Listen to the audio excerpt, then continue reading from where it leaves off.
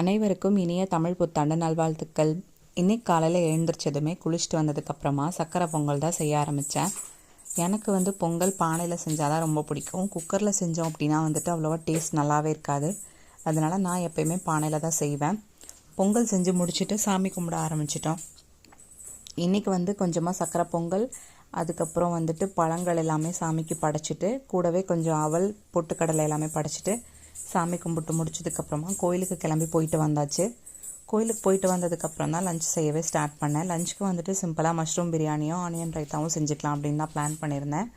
சித்திரை 1 அப்படின்னாலே அம்மா வீட்டு ஞாபகம் தான் வரும். ஏன்னா என்னோடய அம்மா ஊர்லலாம் பார்த்திங்கன்னா சித்திரை திருவிழான்றது ஒரு பெரிய திருவிழாவாக இருக்கும். வான வேடிக்கைலாம் இருக்கும், நிறைய விஷயங்கள் நடக்கும். அந்த மெமரிஸ் எல்லாமே மறக்கவே முடியாது. நான் இப்போ ரொம்பவே மிஸ் பண்ணுறேன்.